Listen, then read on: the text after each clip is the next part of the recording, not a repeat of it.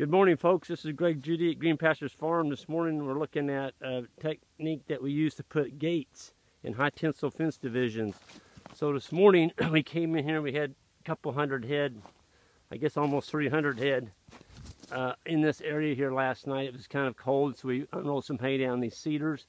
We didn't really have a good gate on this high tensile fence division, so we just came in here this morning and cut it. We just cut our fence. And we used a 1-inch fiberglass rod there. It's 5 foot long. We drove that in as our corner post, so it's in the ground about 3 foot. Same way on the other end. And we just put one of these handles on here. I actually make those handles. And we fastened high tensile wire on there with a poly tape as a backup.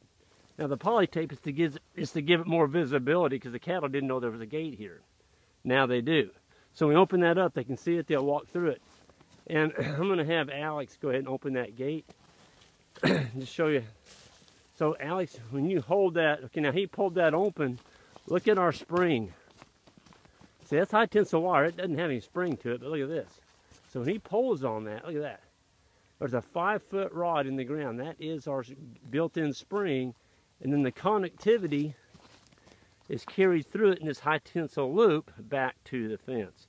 Okay, Alex, you can go ahead and open it up. So he's going to swing that dude all the way open. And this particular gate's about 20 feet. You know, if you're going to do a gate, make it wide enough that the cattle can get through there without bumping on each other.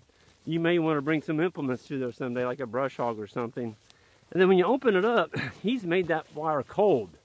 So the connectivity is coming from the other direction. So he's got a cold wire now. He's not going to get shocked. And he's going to hook it. So we put this hook in here. See that? We just put a piece of high tensile wire and we crimped it on the main wire. That keeps your wire off the ground. You can find it. It's not laying in the weeds. Cattle can see it. And it's very easy. So, Alex, you just go ahead and close that gate back up. Folks, if this had been a high tensile, a woven wire or barbed wire fence, this has been an all-day job. We'd had to set corner braces here in the whole 9 yards. We came in here and just drove a post. Cut the fence and drove a post.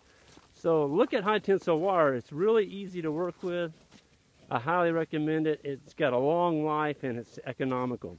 It's Judy signing off. Everyone have a great day.